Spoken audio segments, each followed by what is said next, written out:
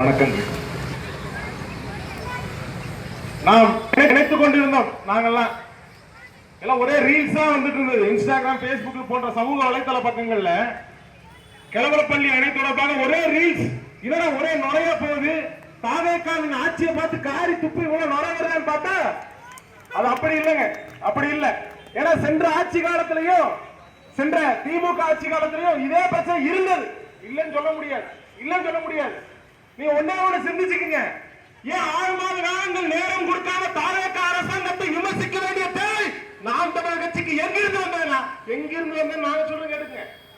நீங்க மத்த கட்சியில கூட்டம் நடத்துறாங்க, எப்படி கூட்டம் நடத்துறாங்க?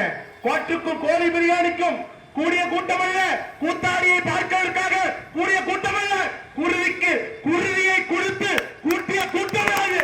கொள்கைக்காக கூடிய கூட்டம், கொள்கைக்காக காசு கொடுத்து கூட்டிட்டு திமுக சொல்லுவாங்க, அதிமுக தற்கொலை வெட்டி கலந்து சொல்லுவாங்க. சொல்லுங்க பார்க்கலாம். நீங்க ஒன்னே ஒண்ணு சிந்திச்சுக்கீங்க. தாவேக்கா விமர்சிக்க வேண்டிய தேவை எங்க இருந்து எங்களுக்கு வருதுன்னா, நீங்க 60 நாள் ஆகல, 2 மாசம் முழுசா முடியல, 6 மாசம் ஆகலங்கிறீங்க. அப்புறம் என்ன மயிருக்கு? விஜய் சொன்னார்களே, என்ன இதுக்கு, என்ன இதுக்கு நல்லாட்சி அந்த நாயகன் போஸ்ட் அடிக்கிற, எது போஸ்ட் அடிக்கிற? நீ 6 மாசம் நல்ல ஆட்சியை கொடுத்துட்டு நல்லாட்சி வந்த நாயகன் போஸ்ட போடு. வேணாங்கிற, வேணாங்கிற.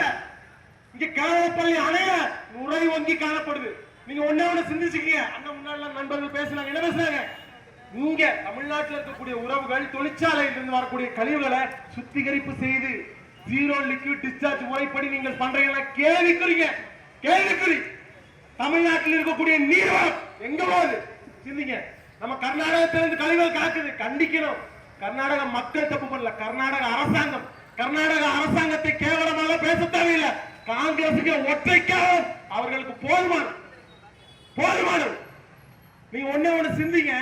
நம்ம ஊர்ல நொய்யல் நதியில, திருப்பூர் மாவட்டத்துல, திருப்பூர், கோயம்புத்தூர், கரூர்ல போய், கரூர் தாண்டி போய் இதுல கடல்ல, காவிரியில கலந்து கடல்ல கலக்குதுங்க. அந்த நொய்யல் நதியை யார் கேடு செய்தது? யார் அதை மாசுபடுத்தியது? யார்?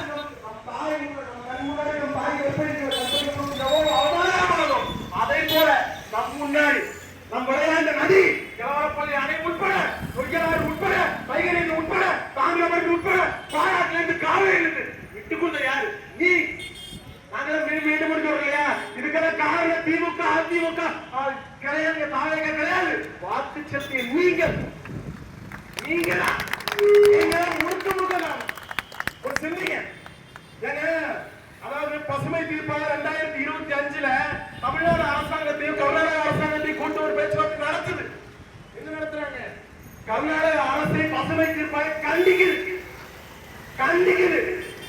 என்ன சொல்றாங்கன்னா, 12 நீங்க வந்து பாத்தீங்கன்னா கர்நாடகத்தில் இருக்கக்கூடிய கழிவுகள் நேரடியாக தென்பண்ணை ஆற்றில் கலக்க முடியாது. ஏன்னு கேட்டீங்கன்னா, தென்பண்ணை